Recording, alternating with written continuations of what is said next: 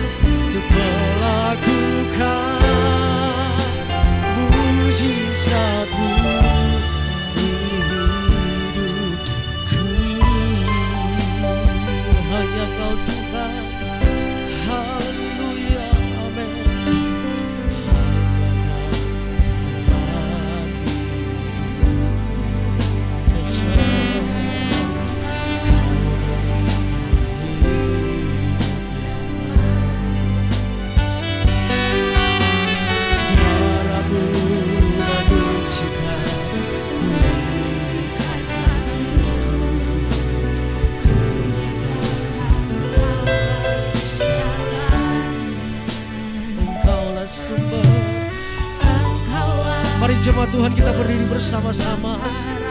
Haleluya.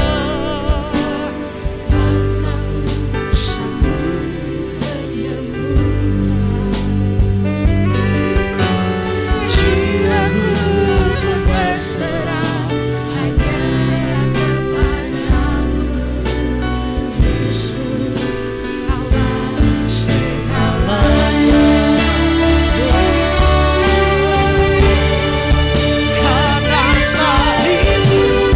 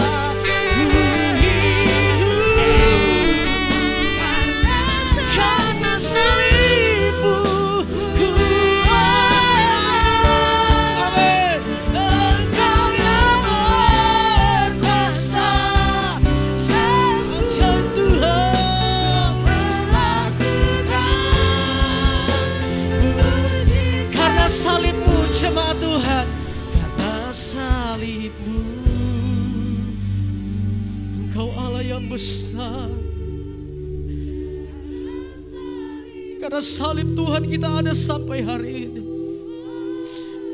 Karena salib Tuhan kita menang. Haleluya. Pujilah nama-Mu Tuhan. Haleluya. Sama-sama sekali lagi. Karena salib-Mu, Dia ada di sini. Ya Tuhan, karena salib-Mu kami menghadapi. Engkau yang berkuasa, sanggup melakukanmu.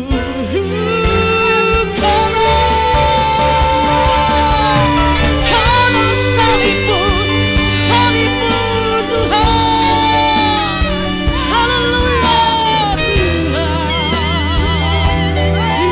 Yesus, Engkau yang berkuasa, oh sanggup melakukan. Sekali lagi, karena salib-Mu, Tuhan. Yesus, Yesus Tuhan. Ajaib. Engkau yang berkuasa, sanggup melakukanmu. Engkau yang berkuasa, Engkau yang berkuasa, sanggup melakukanmu. Engkau yang berkuasa, haleluya, melakukan mujizat-Mu di hidupku. Berikan sorak-sorak bagi Allah kita yang besar. Berikan kemuliaan, berikan pujian bagi Tuhan. Haleluya, haleluya. Terima kasih Tuhan. Terima kasih Roh Kudus. Terima kasih Bapa. Kembali Tuhan kami berdiri di hadapan-Mu. Ibadah yang kedua ini kami mau lakukan Tuhan. Biarlah kiranya turun kuasa-Mu bagi kami semua. Anugerah-Mu yang besar akan menaungi menudungi kami semua hari ini. Dan kami percaya Tuhan, kami mau masuk di dalam ibadah ini Tuhan bukan sendirian, tetapi bersama dengan Tuhan, bersama dengan Allah. Kami melakukan semuanya Tuhan. Kami mau menyembah Engkau, kami mau memuliakan Engkau, kami mau meninggikan Engkau Raja damai, Raja di atas segala raja. Sebab itu Tuhan kami serahkan ibadah ini ke dalam tangan kasih-Mu. Dari awal pertengahan sampai pada tamatnya, biarlah Roh-Mu, kuasa-Mu ada di tempat ini, memenuhi tempat ini Tuhan, dan tidak ada kuasa yang lain. Terima kasih Bapa yang baik, terpujilah nama-Mu. Berkati kami semua, para pelayan Tuhan, bahkan seluruh jemaat Tuhan yang ada, bahkan yang akan menuju tempat ibadah ini Tuhan. Bersama-sama kami akan menikmati kuasa dan kasih-Mu dalam hidup ini. Terima kasih Bapa, kami serahkan ibadah ini ke dalam tangan kasih-Mu. Di dalam nama Tuhan Yesus Kristus. Haleluya. Amin. Puji Tuhan, silakan duduk kembali Bapak Ibu. Kita akan muliakan Dia. Dan kita akan berkata, Tuhan Engkau termulia bagi kami. Haleluya, puji Tuhan.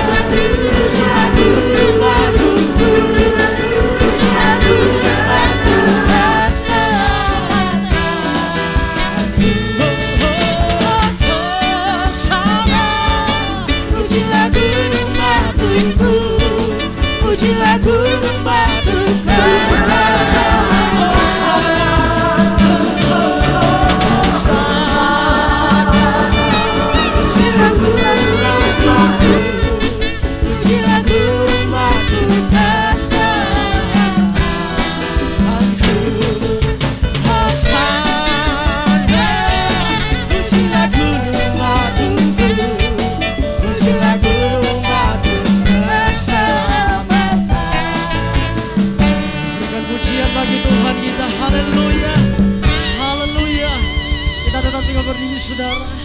Kita akan terus muliakan Dia. Amin saudara. Seberapa banyak kita yang diberkati pada pagi hari ini, lambaikan tanganmu. Puji Tuhan. Dan kita mau berkata bangkit, serukan nama Yesus. Haleluya. Puji Tuhan. Amin. Oh, haleluya.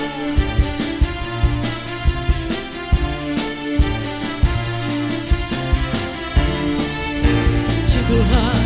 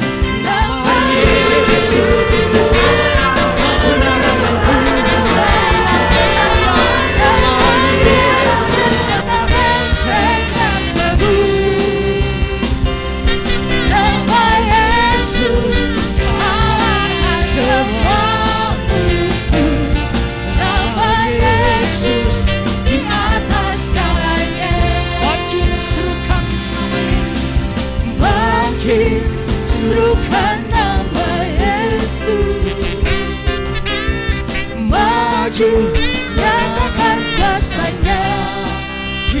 Kita buat iblis gemetar, kalahkan tipu dayanya dengan kuasa namanya.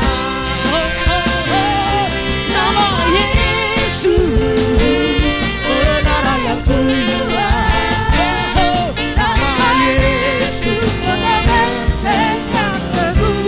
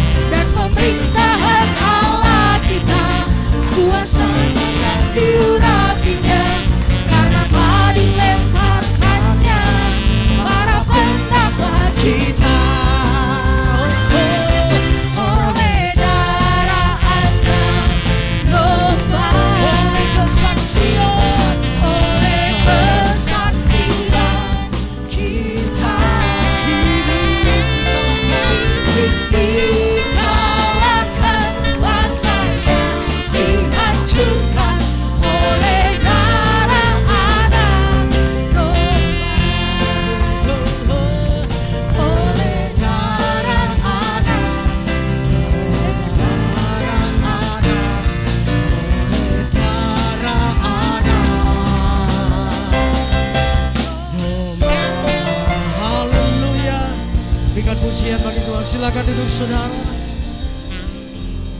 Haleluya. Masih tetap dalam hadirat Tuhan. Kita akan siapkan hati kita saudara untuk mendengarkan firman Allah. Ada karya yang terbesar yang tidak pernah terlupakan bagi kita. Kematian, kebangkitan, sesuatu yang luar biasa dalam hidup ini. Karya terbesar dan belum pernah ada kasih seperti ini. Terima kasih Tuhan. Haleluya. Amin.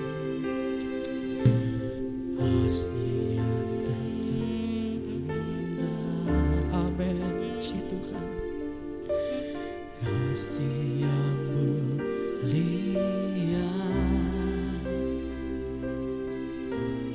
Hanya ku temukan di dalam-Mu, Yesusku. Pujian dari hatiku selalu di setiap waktu. Tiada pernah terlupakan kasih. Kembali katakan dari awal. Kasih Tuhan, kasih yang terindah, hati yang mulia, hati yang mulia, hanya ku temukan, muka di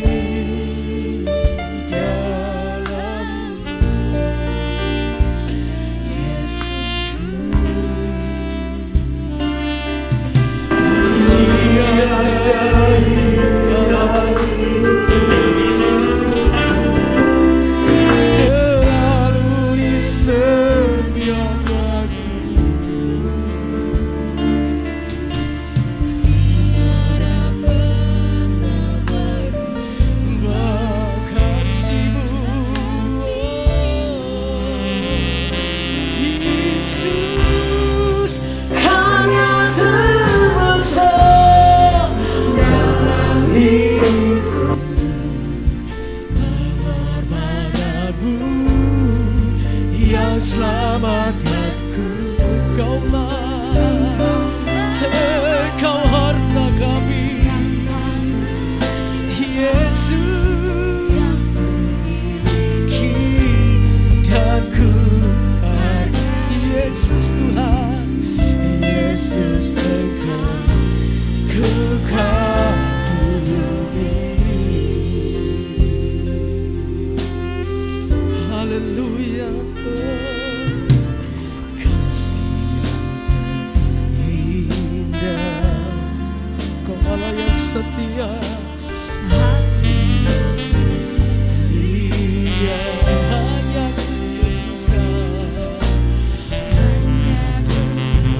bukan di dalam-Mu, Yesus. Pujian, pujian dari hatiku selalu di setiap waktu. Tiada pernah berubah kasih-Mu. Mari jemaat Tuhan kita berdiri sekali lagi, katakan karya.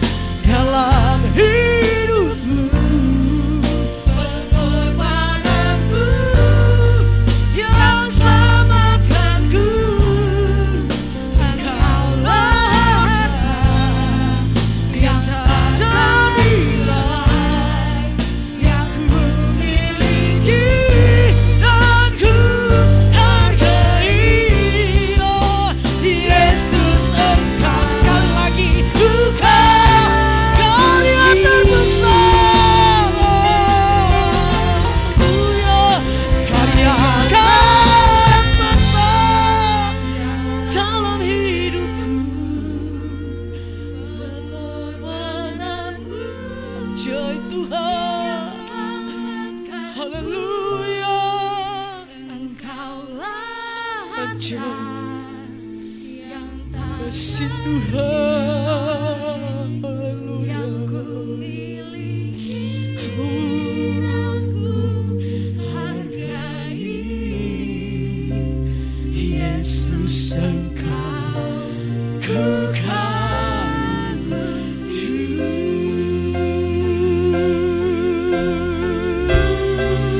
karya Tuhan.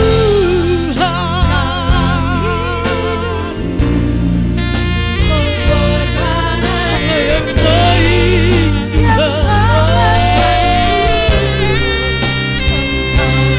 Yesus, Yesus Tuhan. Yang tak yang ku miliki dan ku hargai.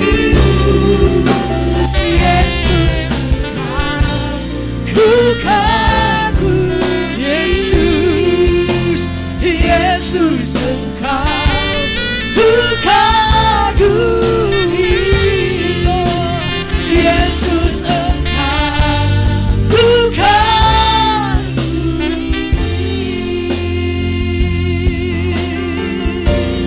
Berikan pujian bagi Allah kita, berikan sorak-sorak bagi Allah yang besar.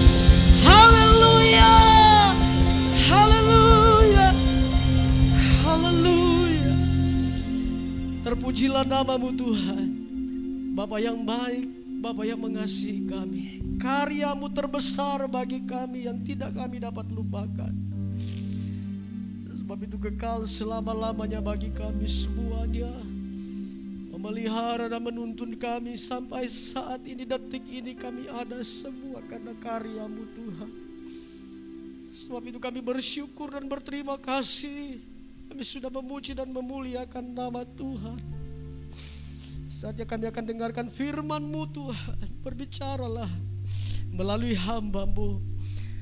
Berkati hamba-Mu Tuhan, sembunyikan di belakang salib-Mu, agar apa yang dia sampaikan Tuhan menjadi isi hati-Mu yang luar biasa.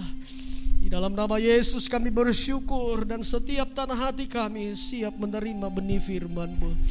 Di dalam nama Yesus kami sudah berdoa, sambut firman-Mu. Haleluya. Salam sejahtera bagi kita sekalian. Pagi hari ini kita mengikuti ibadah yang kedua. Tadi pagi kami mulaikan pukul 7:30. Dan pagi hari ini kita menduduki tempat duduk yang lebih jarang lagi. Kami buat jarak yang lebih jauh agar kita tidak menumpuk.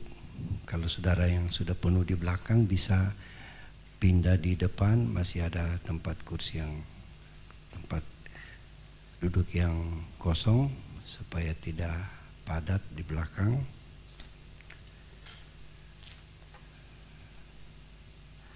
Dan kita makin memperhatikan protokol kesehatan kita dengan lebih menggunakan masker yang bermutu. Karena melalui medsos kita lihat ada masker yang kurang bermutu, yang mungkin hanya 5% bisa menahan virus, saudara-saudara. Itu berbahaya. Pakai masker yang lebih bermutu seperti apa yang dianjurkan oleh para dokter atau para medis. Puji Tuhan.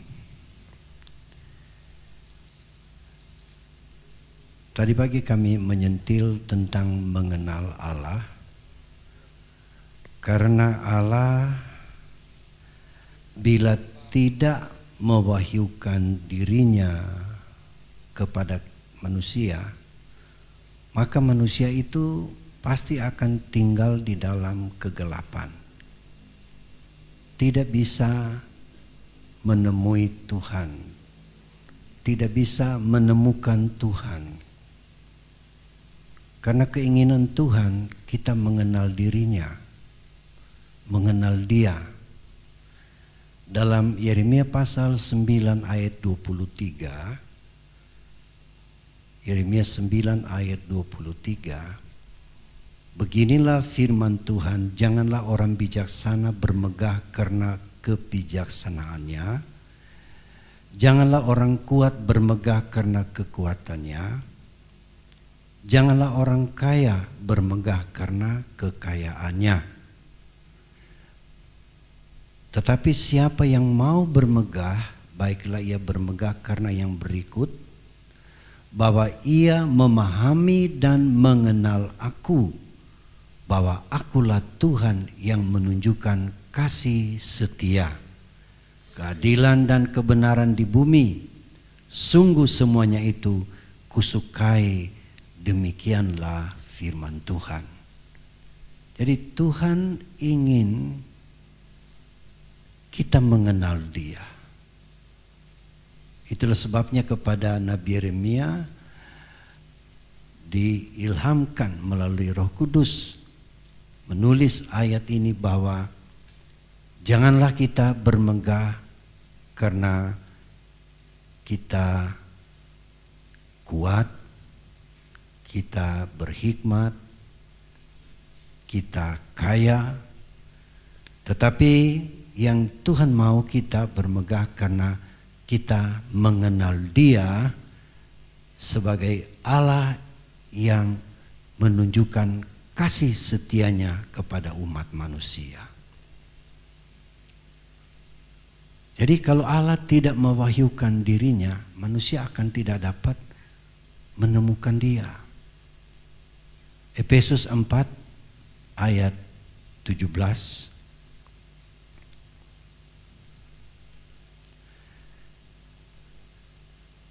Sebab itu kukatakan dan kutegaskan ini kepadamu di dalam Tuhan, jangan hidup lagi sama seperti orang-orang yang tidak mengenal Allah dengan pikirannya yang sia-sia. Jangan lagi menjalani gaya hidup seperti orang yang tidak mengenal Allah. Pikiran hanya sia-sia, saudara-saudara. Tapi baiklah kita hidup sebagai orang yang mengenal Allah.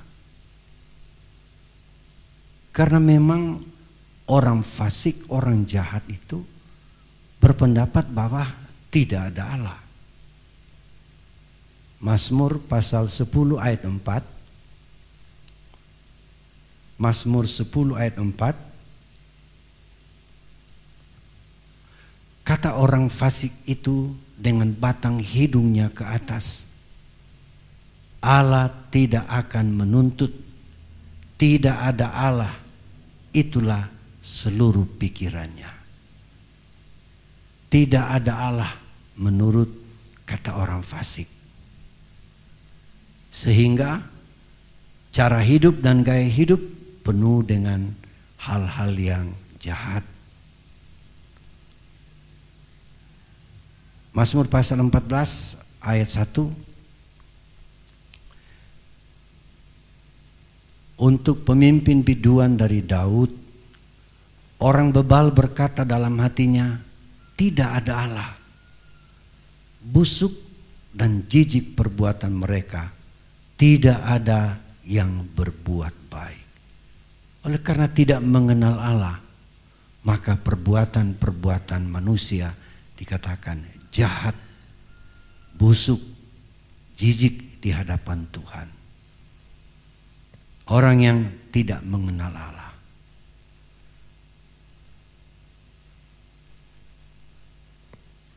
Kita percaya bahwa Allah telah mewahyukan dirinya supaya kita mengenal Dia.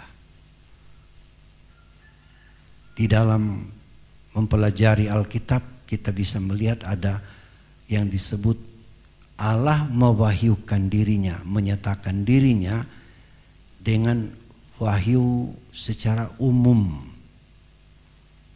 Jadi umum.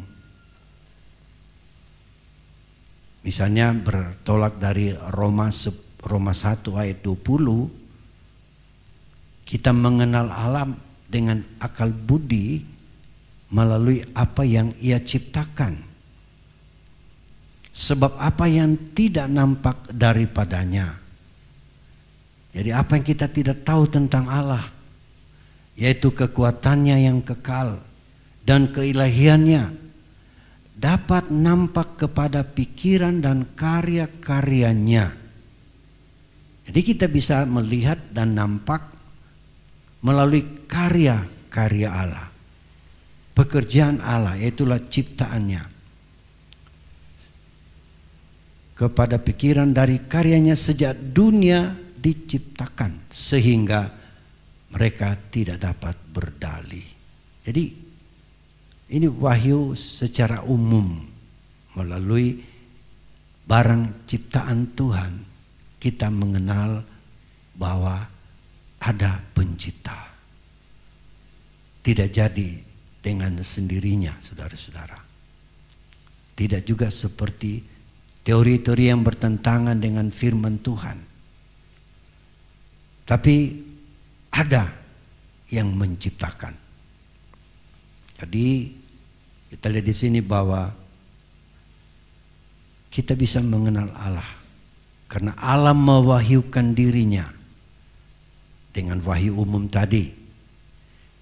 Juga disebut juga wahyu khusus, yaitu dengan firman yang tertulis. Seperti Musa bisa menulis 5 kitab pertama dalam Alkitab kita.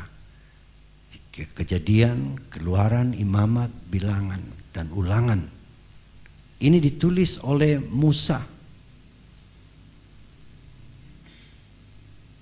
Menulis mulai dari penciptaan. Ini Musa tahu dari mana? Tuhan yang mewahyukan kepadanya, mengajarkannya, dan dia menulis. Dan seterusnya 39 penulis berikutnya menulis firman Allah ini. Dan itulah wahyu khusus dari Allah untuk manusia, dengan dapat membaca dan melihat tulisan-tulisan tentang karya-karya Allah, tentang rencananya, tentang hikmatnya, saudara-saudara. Jadi kita mengenal Allah. Itu yang Tuhan ingin, bahwa kita mengenal Allah. Untuk kita mengenal Allah, kita pelajari bahwa Allah memiliki hakikat yang tidak ada pada siapa-siapa.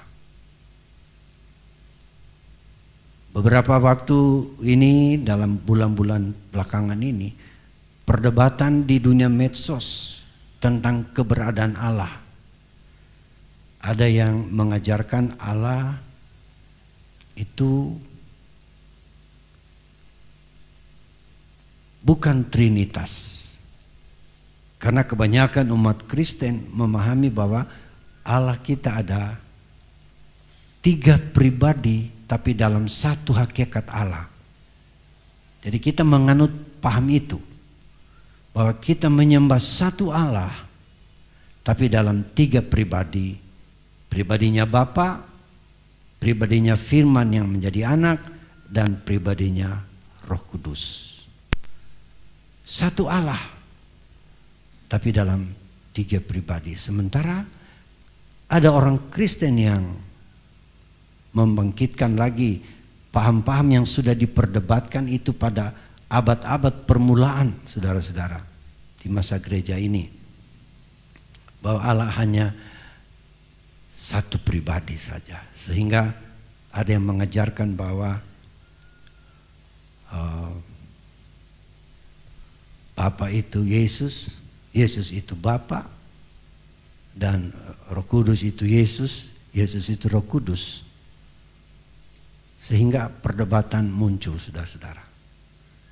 Tapi paham kita sangat kuat di dalam Alkitab, bahwa pribadi Allah dinyatakan dalam 3 pribadi yang berbeda, tetapi sama dalam sifat kealahannya. Nah, ini hakikat Allah kita, yang kalau kita lihat dalam Alkitab, hakikat daripada Allah itu, Allah adalah roh, Allah adalah terang, Allah adalah kasih, adalah api. Itu hakikatnya Allah kita itu. Selain itu pula Allah kita itu memiliki sifat. Ada sifatnya yang disebut dengan sifat dasar dan juga adalah sifat moral. Kalau sifat dasar, saudara-saudara, kita lihat bahwa hal-hal sifat dasar ini tidak dimiliki oleh manusia. Tapi sifat moralnya itu bisa menjadi sifat manusia. Jadi kalau sifat dasar itu kita lihat dia adalah Allah yang kekal, Allah yang absolut, Allah yang ada sendirinya, Allah yang maha kuasa, Allah yang maha hadir, Allah yang maha tahu. Ini sifat dasar. Tapi ada sifat moral yang Allah miliki. Ini berkaitan dengan ciptaannya, itulah kita manusia. Itu yang disebut dengan sifat moral, yaitu kekudusan. Allah tuntut juga kita harus hidup kudus karena Dia kudus. Kemudian Allah itu kasih, Allah juga tuntut supaya kita memiliki kasih. Allah itu setia, Allah juga tuntut supaya kita setia dengan Dia. Jadi ini sifat moral Allah yang bisa kita miliki. Ini merupakan kodrat Allah yang bisa menjadi bahagian kita menurut surat 2 Petrus pasal 1. Karena Tuhan menyiapkan berkat-berkat rohani yang di sorga bagi kita yang sangat besar supaya kita bisa mengambil bagian sifat ini, kodrat ilahi ini. Nah,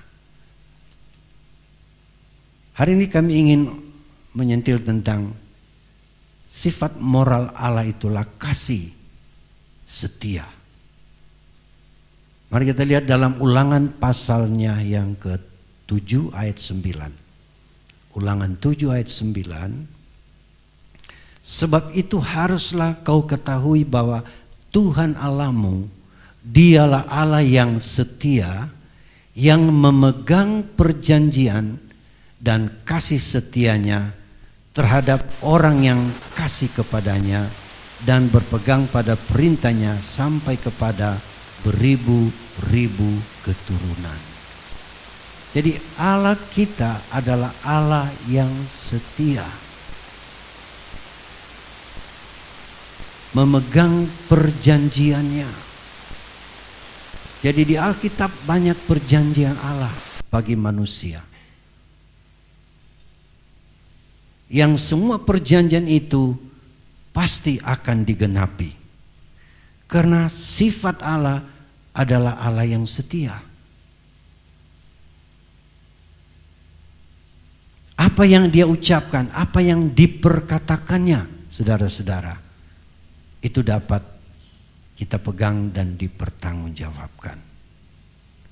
Dalam Mazmur 145 ayat 13,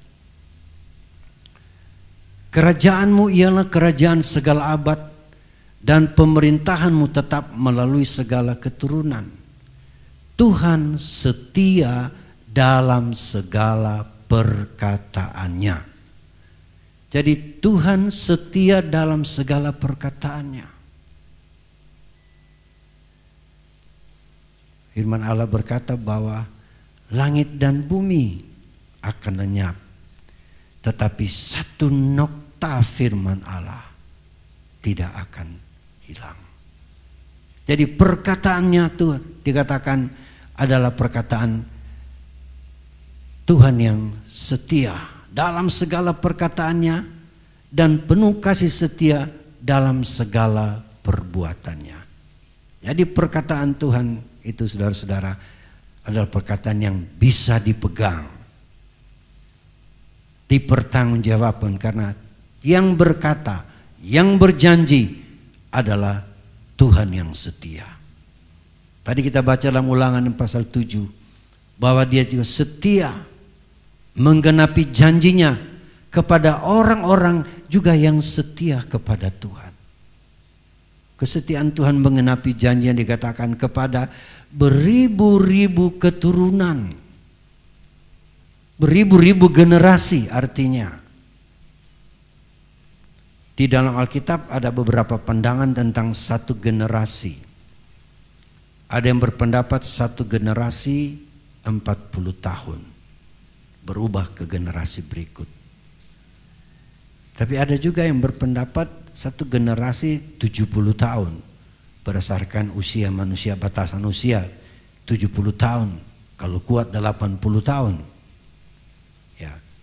Jadi satu generasi yang paling umum adalah 40 tahun, saudara-saudara, karena satu generasi hilang dari bangsa Israel karena tidak percaya, mereka tidak masuk tanah Kanaan. Generasi berikut yang baru masuk itu 40 tahun, selesai satu generasi. Nah, taruh kalau kita memegang 40 tahun satu generasi. Kesetiaan Tuhan itu beribu-ribu keturunan, beribu-ribu generasi. Kalau kata 1000 kali 40 tahun, saudara. Berapa lama kesetiaan Tuhan itu? 40.000 tahun, waduh. Banyak, lama sekali saudara-saudara. Berarti memang kesetiaan Tuhan bisa dipertanggungjawabkan, saudara-saudara. Dia setia, dia tidak pernah berubah. Dia sebagai pencipta, dia pencipta yang setia. 1 Petrus 4 ayat 19. 1 Petrus 4 ayat 19. Karena itu baiklah juga mereka yang harus menderita karena kehendak Allah, menyerahkan jiwanya dengan selalu berbuat baik kepada pencipta yang setia. Pencipta kita adalah pencipta yang setia. Ayat ini dikaitkan dengan orang percaya yang bisa menderita, saudara-saudara. Ya. Berarti kalau pasal 4 ini kita lihat orang Kristen bisa menderita bukan karena berbuat jahat, tapi justru karena mengenal kebenaran, percaya kepada Yesus, ada penderitaan. Kalau kita lihat saudara-saudara, di sepanjang sejarah hidup manusia, bahkan mulai dari Eden, dari satu keluarga pertama Adam dan Hawa, kita melihat bahwa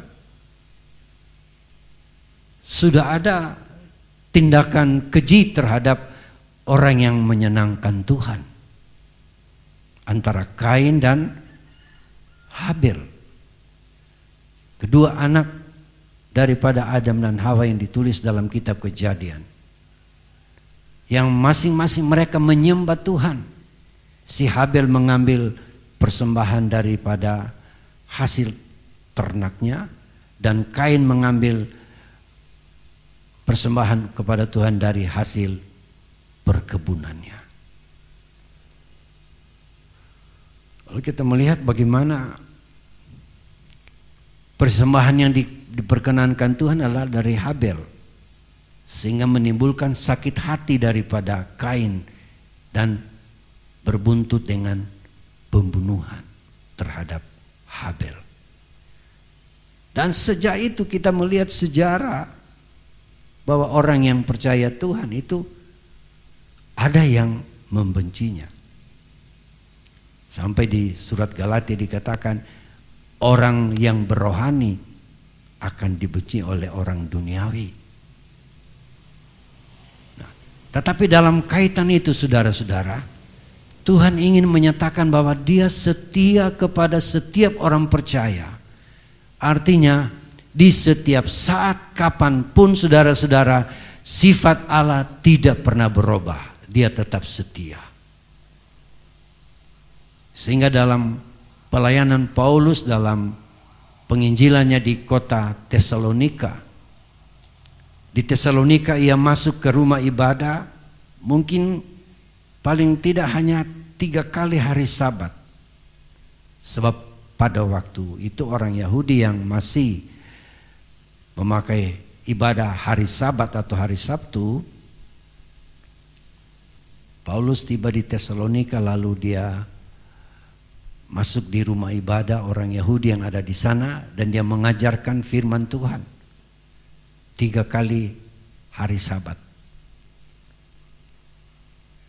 Dalam waktu yang singkat itu melahirkan beberapa orang yang percaya kepada Yesus. Tetapi ada yang tidak percaya. Yang tidak percaya kepada berita Paulus adalah orang Yahudi yang tidak menerima Yesus sebagai Mesias, ambil tindakan menganiaya yang percaya. Bahkan Paulus diincar untuk dibunuh, sehingga Paulus harus melarikan diri bersama kawan-kawan sepelayanan. Mereka pindah ke kota Berea. Dari kota Berea, Paulus mengirim kembali para pembantunya untuk membawa surat nasihat supaya mereka setia kepada Tuhan walaupun ada aniaya. Dan Paulus minta supaya dia didoakan supaya dia luput dari orang-orang jahat. Dalam 2 Tesalonika pasal 3, kita lihat 2 Tesalonika pasal 3 ayat 1. Selanjutnya saudara-saudara, berdoalah untuk kami supaya firman Tuhan beroleh kemajuan dan dimuliakan, sama seperti yang telah terjadi di antara kamu. Jadi surat daripada Paulus kepada orang di Tesalonika, dia berkata supaya mereka mendoakan Paulus dalam penginjilan. Sebab apa? Ada orang yang membenci pemberitaan Injil. Orang-orang di pasar dikatakan itu dikerahkan untuk mengejar Paulus. Lalu apalagi nasihatnya kepada orang-orang di Tesalonika? Ayat 2 Tesalonika 3 ayat 2. Dan supaya kami terlepas dari para pengacau dan orang-orang jahat. Jadi Paulus minta didoakan supaya pemberitaan Injil terus maju, dan supaya Paulus dan kawan-kawannya dalam penginjilan terlepas dari para pengacau yang membenci Injil dan orang-orang jahat, sebab bukan semua orang beroleh iman. Wah. Jadi kita melihat saudara-saudara bahwa di tengah pemberitaan Injil, Paulus banyak kesulitan. Dikatakan didoakan supaya lepas dari para pengacau dan para penjahat. Ayat 3. Tetapi Tuhan adalah setia. Ia akan menguatkan hatimu dan memelihara kamu terhadap yang jahat. Jadi Paulus memberi nasihat bahwa walaupun pun jemaat di Tesalonika hidup di kalangan orang yang jahat, Paulus juga dalam pelayanan hidup penuh tantangan dari orang-orang yang tidak menerima berita Injil. Tapi Paulus meyakini kesetiaan Allah. Allah itu setia. Walaupun ada kesulitan, ada kesusahan, Allah setia terhadap orang yang mengenal akan Dia. Saudara-saudara, di musim pandemi ini, kalau saudara membuka televisi, mendengar siaran, apakah dunia dalam berita atau berita di dalam negeri, sungguh-sungguh berita yang sangat mengejutkan. Dunia ini begitu jahat. Ada seorang ibu tegah memukul anaknya sampai mati hanya karena diajar untuk ikuti pelajaran online. Anak itu tidak mengerti. Jadi ibunya cubit, habis cubit, dimarahi, dicubit, dan tidak puas sampai di situ, saudara-saudara, diambil sesuatu lalu memukul anak itu Tahu-tahu anak itu mati. Saya ikuti anak itu ya baru kelas 1 SD, saudara-saudara. Tapi kok ibu ini tegah memukul anak sampai mati. Lalu bersama suami cari upaya bagaimana menghilangkan tindakan mereka yang jahat itu. Mereka boncengan bawa mayat anak itu masih dengan pakaian lengkap sekolah SD, dibawa dari mungkin dari mana ya, dari Banten, lalu 4 jam perjalanan motor pergi ke kampung halaman dari ibu ini yang bunuh. Lalu mereka meminjam cangkul, pergi di kuburan, lalu menguburkan anak itu dengan lengkap pakaian. Itu mencurigakan, kubur yang baru itu digali, ternyata didapat anak. Dalam waktu singkat ketahuan saudara bahwa orang tua yang membunuh anaknya sendiri. Ini sudah luar biasa dan banyak lagi kasus. Baru-baru di apartemen mewah di Jakarta Selatan, saudara-saudara, mayat dimutilasi. Bagaimana caranya, saudara? Seorang manajer perusahaan, kalau tidak salah begitu, punya uang banyak, punya keadaan, pacaran dengan satu wanita, lalu wanita itu pacaran juga dengan satu pria. Satu wanita mau jadi poliandri rupanya, saudara. Dia pacaran 2 orang. Lalu mereka niat merebut kekayaan orang itu. Apa yang terjadi? Dengan pacar yang satu, mereka membuat tipu muslihat di kamar itu, membunuh dia dan mutilasi. Kemudian seluruh kekayaannya diambil. Tapi namanya yang jahat pasti akan dikejar oleh kebenaran. Dalam waktu yang singkat polisi sudah menciduk dan terancam dengan hukuman seumur hidup atau hukuman mati. Wah, itu banyak sekali kejahatan sekarang yang terjadi akibat makin sulitnya dunia kita ini. Tetapi di tengah-tengah kesulitan yang terjadi di dunia ini, firman Allah tidak berubah. Dia menyatakan bahwa Allah kita adalah Allah yang setia. Di masa sulit sekalipun Allah kita tidak berubah. Dia setia menyertai saya dan saudara. Tapi bagaimana dengan sikap hati saya dan saudara terhadap Dia yang setia? Apakah kita tetap setia kepadanya? Ini yang perlu kita koreksi, saudara. Allah yang setia. Di masa sulit sekalipun Dia pegang firman-Nya. Saudara ingat di zaman Nabi Nuh bagaimana dunia ditenggelamkan dengan air bah oleh Tuhan oleh karena kejahatan manusia. Tapi setelah air bah itu surut, Tuhan berjanji bahwa semasih ada bumi tidak akan berhenti menanam dan menuai. Musim panas dan musim hujan silih berganti sehingga kehidupan di bumi ini terus menerus berputar. Dan kita melihat sejak zaman Nuh sampai sekarang ini janji Allah tidak pernah berubah. Kenapa? Firman-Nya dapat dipegang. Sebab Dia setia kehadap apa yang Dia ucapkan.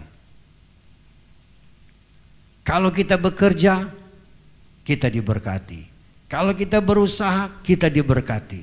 Sebab Tuhan berjanji, walaupun apa keadaannya, Tuhan tetap setia. Haleluya. Walaupun kita kadangkala, saudara, tidak setia. Manusia kadangkala berubah kesetiaannya kepada Tuhan. Tapi Tuhan tetap setia terhadap saya dan saudara. Coba kita lihat dalam 2 Timotius 2 ayat 13.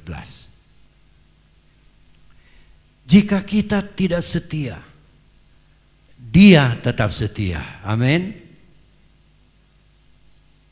Karena dia tidak dapat menyangkal dirinya. Karena dia setia, saudara-saudara. Ini adalah sifat moral Allah, saudara-saudara, yang Tuhan mau juga kita miliki hal itu. Dalam keadaan sulit sekalipun, dalam masa-masa pencobaan, Tuhan tetap setia, saudara-saudara. Kita lihat dalam 1 Korintus 10 ayat 13. 1 Korintus 10 ayat 13. Pencobaan-pencobaan yang kamu alami ialah pencobaan-pencobaan yang biasa, yang tidak melebihi kekuatan manusia.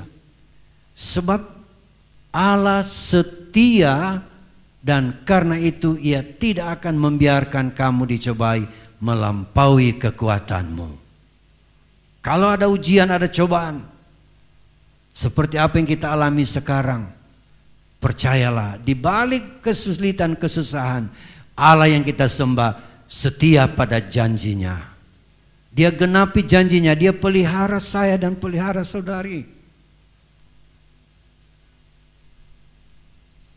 Bahkan firman Allah yang cukup keras menegur kita bahwa kita jangan terlalu susah dengan masalah ekonomi, sehingga kita harus melakukan cara-cara yang tidak sesuai dengan firman Allah.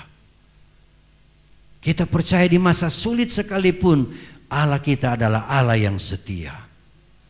Dalam Ibrani 13 ayat 5, apa ditulis dalam Ibrani 13 ayat 5? Janganlah kamu menjadi hamba uang, dan cukupkanlah dirimu dengan apa yang ada padamu, karena Allah telah berfirman.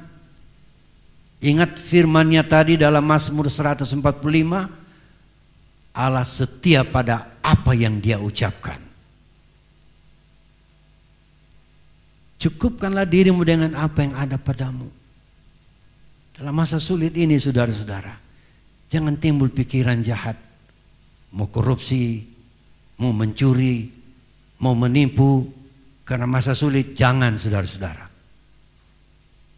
Sebab Allah yang kita sembah, Allah yang setia. Apa dia katakan selanjutnya? Aku sekali-kali tidak akan membiarkan engkau, dan aku sekali-kali tidak akan meninggalkan engkau. Dalam kaitannya dengan ekonomi kita lihat, Tuhan berkata, aku tidak tinggalkan kamu. Mungkin resesi ada di hadapan saya dan saudara, tapi orang yang takut akan Tuhan, Tuhan tidak pernah meninggalkan.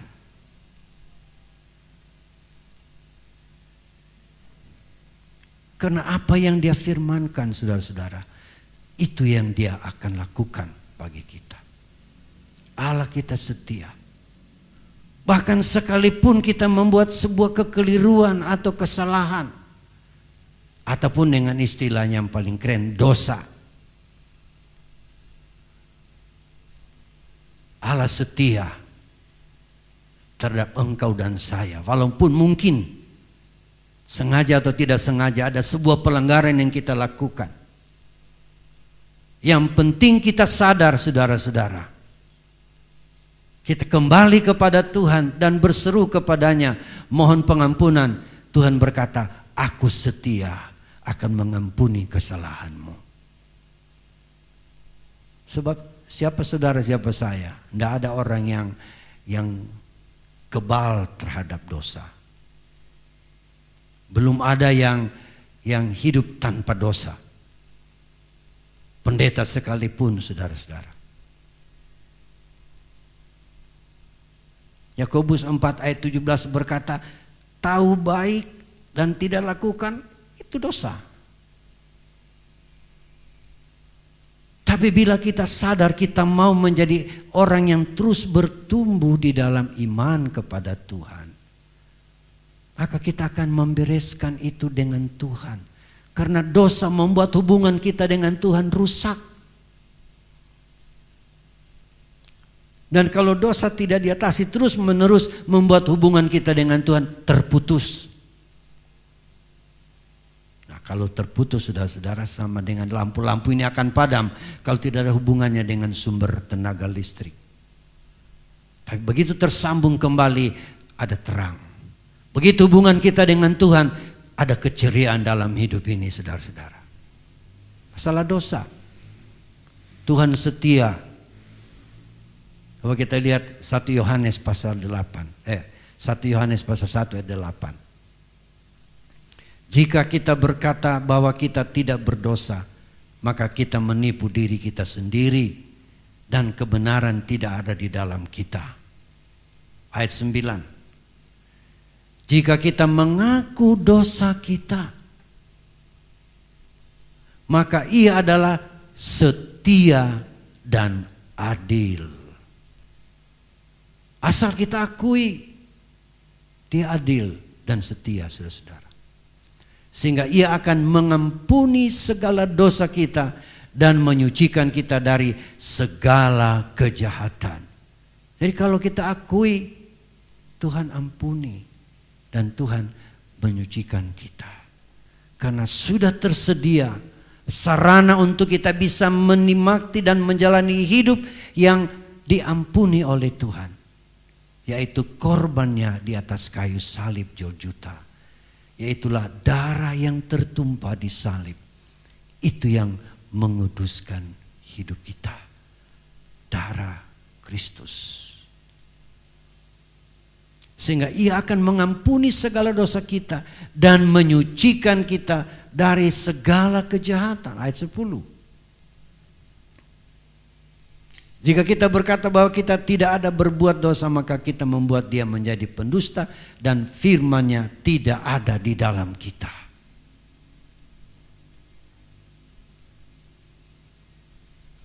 Jadi kita melihat saudara-saudara bahwa Dia setia mengampuni kita. Itulah sebabnya Daud di dalam Mazmur 103 ayat 1, 2 dan 3. Dia berkata kepada dirinya, hai jiwaku, pujilah namanya yang kudus, hai segenap batinku. Ini Daud bicara kepada dirinya sendiri, hai jiwaku, pujilah akan Tuhan. Hai jiwaku, pujilah namanya yang kudus, hai segenap batinku. Mengapa dia harus memuji Tuhan? Ayat 2. Pujilah Tuhan hai jiwaku, dan janganlah lupakan segala kebaikannya. Sebab Allah baik bagi hidup Daud. Dia sadar kebaikan Allah yang setia itu. Ayat 3. Kebaikan apa yang Tuhan buat kepada Daud? Dia yang mengampuni segala kesalahanmu, yang menyembuhkan segala penyakitmu. Itulah kebaikan Allah yang setia, mengampuni kesalahan dan menyembuhkan segala penyakit. Dan hal ini dikerjakan oleh Yesus di kayu salib.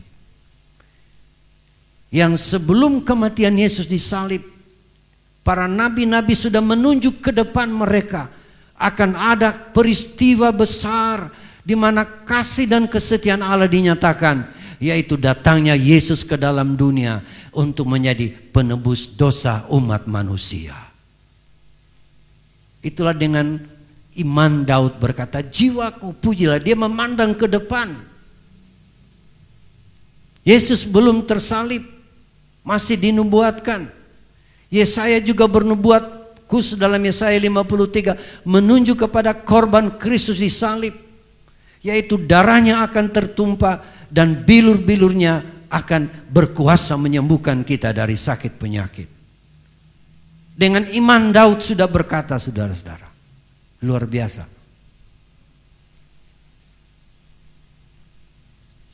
Lebih lanjut lagi Daud berkata dalam ayat 4, 103 ayat 4, Dia yang menebus hidupmu dari lubang kubur, yang memahkotai engkau dengan kasih setia dan rahmat. Jadi Daud punya visi jauh ke depan, saudara, kepada Allah yang setia, akan mengampuni dosa, akan menyembuhkan penyakit, dan juga akan membangkitkan dari kematian, saudara-saudara. Dikatakan dia yang menebus hidupmu dari lubang kubur. Jadi walaupun satu waktu kita harus masuk lubang kubur, tapi Daud melihat melalui korban Kristus, orang mati dalam Tuhan satu waktu akan dibangkitkan oleh Tuhan.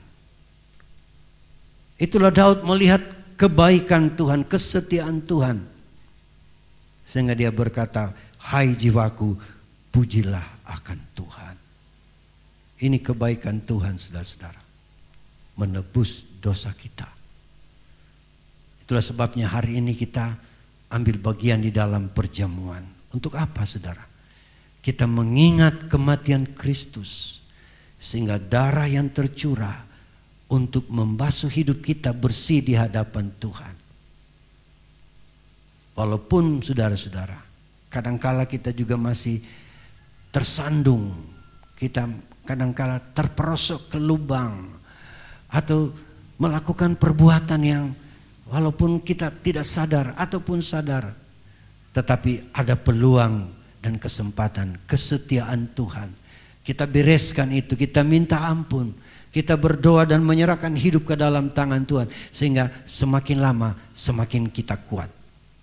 Berkali-kali saya berkata, ibarat bayi yang disusu oleh ibunya, lama kelamaan bayi semakin besar, kemudian bayi itu disapih, artinya dipisahkan dari susu, sebab sudah bisa mulai makan bubur. Setelah makan bubur bisa makanan keras, nasi. Dari hanya tate lalu jatuh, bangun lagi, mulai kuat, bisa bermain sendiri, kemudian lari-lari. Dia mulai tinggalkan rumah karena sudah besar, saudara, dan kemudian bisa mandiri. Itu pertumbuhan kita di dalam Tuhan. Dari bayi rohani kita menjadi dewasa rohani, yaitulah gereja yang sempurna menanti kedatangan Yesus kali yang kedua. Allah setia kepada janjinya. Kita dituntun oleh Tuhan dari hari ke hari menjadi gereja yang ada kemuliaan, dari kemuliaan datang kepada kemuliaan. Kita diubahkan dari keadaan lain kepada keadaan lain, saudara-saudara. Tambah hari kita tambah dewasa di dalam Tuhan, sehingga kita menjadi sempurna di dalam Tuhan. Saya percaya firman Allah bahwa satu ketika akan ada gereja yang disebut gereja yang sempurna, yaitulah gereja yang tak ada cacat dan kerut, seperti dikatakan dalam Efesus pasal 5, bahwa dia akan menempatkan kita sebagai mempelai yang tidak ada cacat dan kerutnya. Itulah gereja yang sempurna. Kenapa, saudara-saudara? Karena yang berjanji adalah setia adanya. Tidak ada firman yang tidak akan digenapi, saudara-saudara. Pasti akan digenapi. Tapi yang penting kita juga harus menerima sifat kodrat Allah setia. Kita setia dengan Tuhan, setia berdoa, setia beribadah, setia melakukan firman Tuhan, setia kepada kebenaran-kebenaran firman Allah. Maka satu ketika kemuliaan Tuhan penuh atas saya dan saudara. Seperti dikatakan dalam 2 Korintus 3 ayat 18. Coba baca ayat ini, saudara-saudara, dan aplikasikan dirimu dan diri saya dalam pekerjaan roh Tuhan ini. Kita semua mencerminkan kemuliaan Tuhan. Hidup saya, hidup saudara harus mencerminkan kemuliaan Tuhan. Dengan muka yang tidak berselubung, artinya bisa dilihat orang. Dan karena kemuliaan itu datangnya dari Tuhan yang adalah roh, maka kita diubah menjadi serupa dengan gambarannya. Kita diubahkan dari bentuk yang satu ke bentuk yang lain. Untuk apa? Supaya kemuliaan Tuhan itu semakin besar. Tidak boleh statis, tapi semakin lama semakin besar. Semakin lama, semakin banyak sifat-sifat Allah kita miliki untuk kita bisa menjadi sempurna di dalam Tuhan. Tadi pagi saya sentil, saudara-saudara, ada sekelompok pendeta berkata, mustahil gereja sempurna sama seperti Yesus. Itu nanti terjadi kalau so masuk di sorga. Tapi ada ayat yang kami sebut tadi pagi, saudara-saudara, bahwa apa yang dibicarakan Tuhan yang setia itu, apa yang disampaikan oleh Tuhan yang setia itu akan terjadi, saudara, bukan nanti di sorga. Roma 9 ayat 28. Roma 9 ayat 28. Sebab apa yang telah difirmankannya, apa yang ditulis dalam firman Tuhan itu dalam kitab suci kita, dikatakan akan dilakukan Tuhan di mana? Di mana, saudara? Coba sebut di mana? Di bumi, bukan nanti di surga. Di bumi ini akan ada gereja yang sempurna sama seperti Yesus.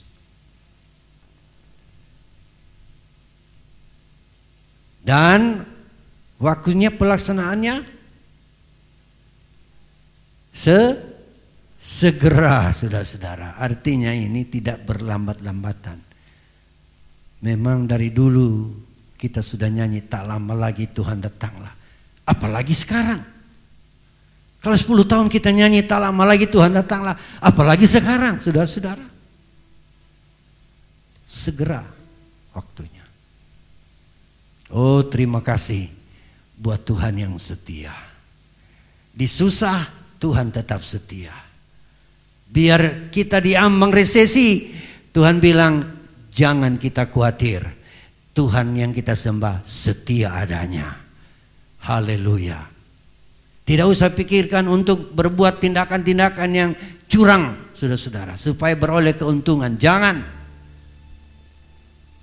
Kita setia dengan Tuhan, setia dengan firman Allah, maka Tuhan juga setia melakukan janjinya. Dia tidak akan meninggalkan kita. Haleluya. Dan Dia akan memproses kita dalam kekudusan. Itulah sebabnya kita akan ambil bagian dalam perjamuan hari ini, saudara. Karena dalam bersatu dengan tubuh Kristus, kita diingatkan semua kebenaran firman Allah, supaya kita hidup di dalam kebenaran-kebenaran itu sendiri. Kita siapkan hati untuk menerima perjamuan Tuhan.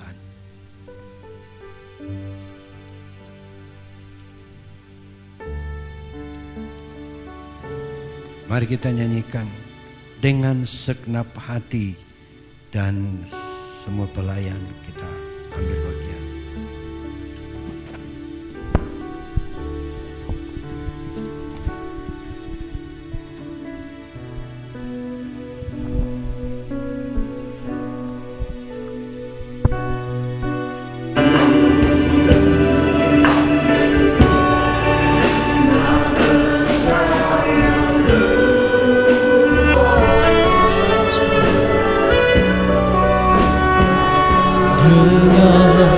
Segenap hati,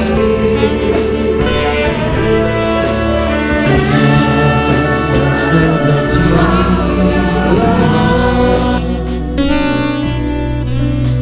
dengan kekuatanku, ku sembah Kau Tuhan.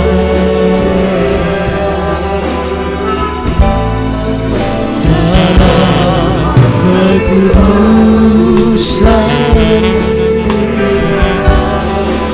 ku angkat tanganku, beriku selalu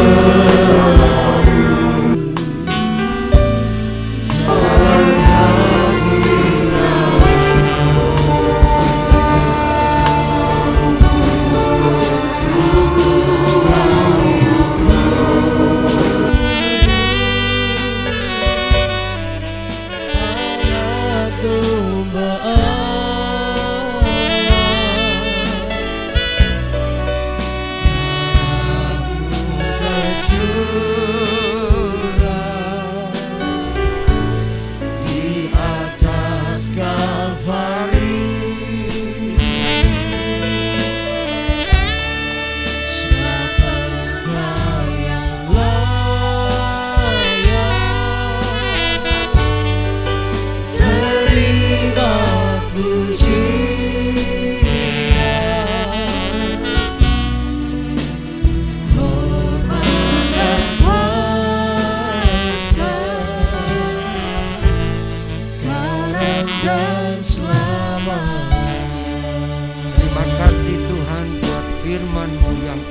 sudah dengar.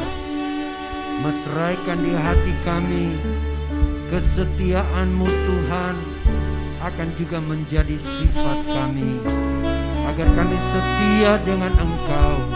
Dan saatnya kami akan ambil bagian dalam perjamuan ini.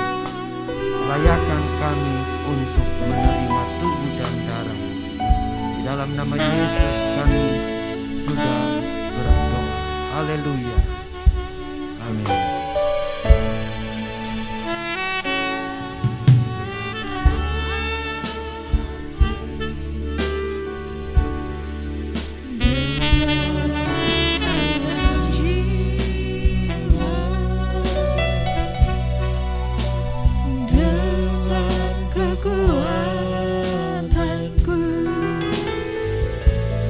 Ku sembah Kau Tuhan.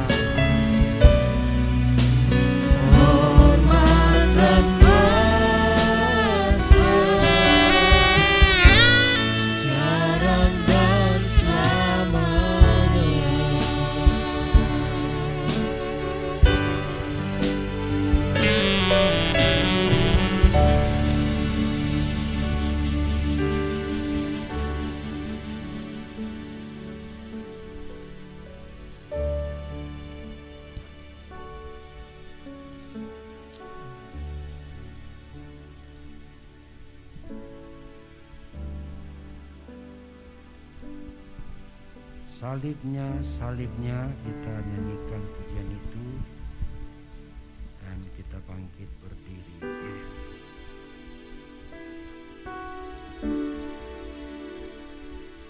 Salibnya,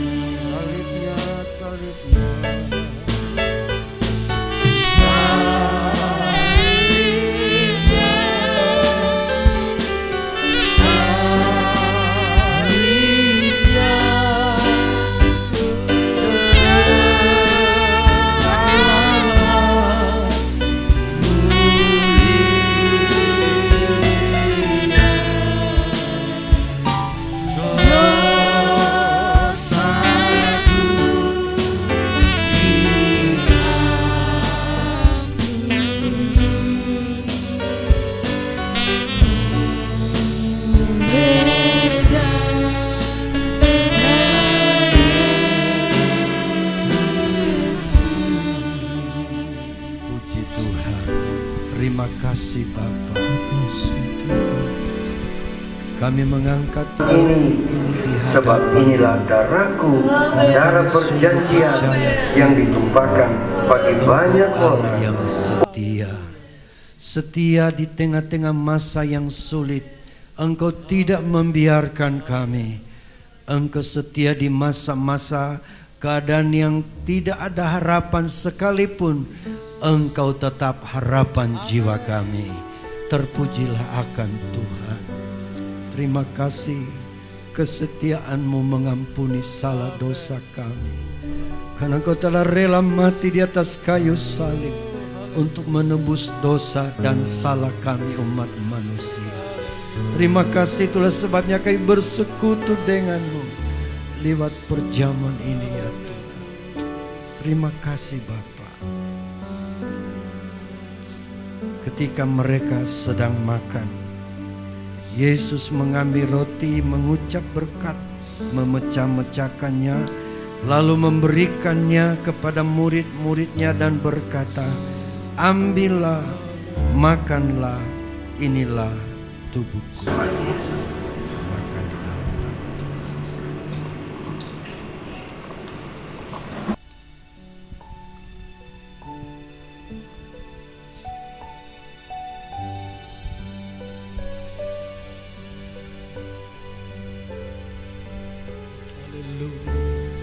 Terima kasih Tuhan. Terima kasih buat Tuhan. Haleluya. Kita angkat cawan di tangan kanan kita. Sesudah itu ia mengambil cawan, mengucap syukur, lalu memberikannya kepada mereka dan berkata, minumlah kamu semua dari cawan ini, sebab inilah darahku, darah perjanjian yang ditumpahkan bagi banyak orang untuk pengampunan dosa. Kita minum di dalam nama Yesus.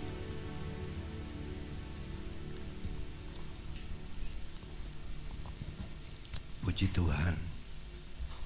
Terima kasih buat korban-Mu di salib. Terima kasih buat pengampunan dosa kami. Terima kasih buat berkat-Mu bagi kami. Haleluya, kita beri kemuliaan bagi Tuhan kita. Haleluya. Puji Tuhan. Puji Tuhan, kami dikuatkan, kami dipulihkan, kami disembuhkan oleh Tuhan. Terpujilah akan Tuhan. Terpujilah akan Tuhan. Ini doa kami Bapa.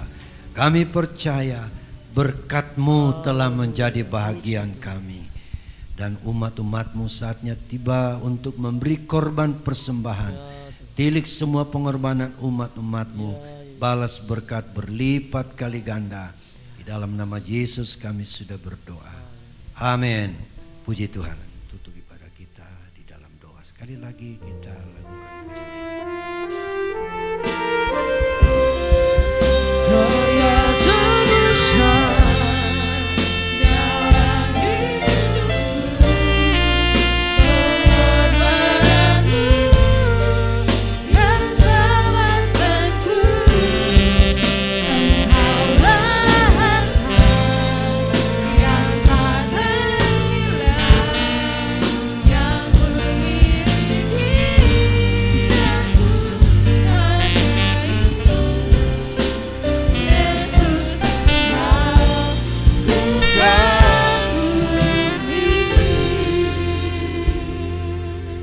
Maha besar Allah Bapa kami di sorga, yang kami imani, percaya dan kenal dalam nama Yesus Kristus Tuhan kami. Roh Kudus adalah penolong kami yang setia dan sejati, mulia, yang tak pernah meninggalkan kami sedetik jua pun di sepanjang perjalanan musim-musim hidup kami, dalam susah maupun senang, kelimpahan dan kekurangan. Roh Kudus tetap setia menyertai kami Bapa, hingga hari ini di tengah-tengah pandemi COVID-19. Kami sehat, kami kuat, kami aman. Itu bukan karena kekuatan kami, bukan karena kami baik menjaga diri, tapi semua itu anugerah Tuhan. Untuk itu beri kami hikmat akal budi surgawi Bapa, untuk kami hidup sesuai firman Tuhan. Kami hidup sesuai dengan protokol pemerintah Tuhan, karena pemerintah adalah wakil Tuhan untuk menegakkan keadilan di dunia ini. Untuk itu ajarkan kami untuk patuh semuanya Bapa, dan kami percaya jika kami hidup sesuai dengan hati nurani yang Tuhan kehendaki, kami tahu dan kami percaya ada perlindungan Tuhan yang sempurna atas hidup kami, dan selamat sejahtera dari Tuhan pasti menjadi bagian hidup kami. Kami terus berdoa untuk sidang jemaat Tuhan yang belum sempat beribadah pagi maupun siang hari ini. Biar di sore hari Tuhan gerakan hati mereka untuk datang beribadah, memuji, membesarkan nama Tuhan. Terlebih dibekali dengan kekuatan firman Tuhan, supaya hari-hari ini kami kuat dan kami mampu. Bahkan kami akan keluar menjadi pemenang Bapa. Kami tidak kalah oleh keadaan, tapi kami kuat karena Tuhan semuanya. Terima kasih Bapa. Kami berdoa untuk pemerintah negara dan bangsa kami Tuhan. Dari presiden, wakil presiden, kabinet Indonesia Bersatu Tuhan, anggota legislatif dan lain sebagainya Tuhan, termasuk TNI dan Polri Tuhan. Mereka berusaha Tuhan untuk mengatasi semuanya ini Tuhan.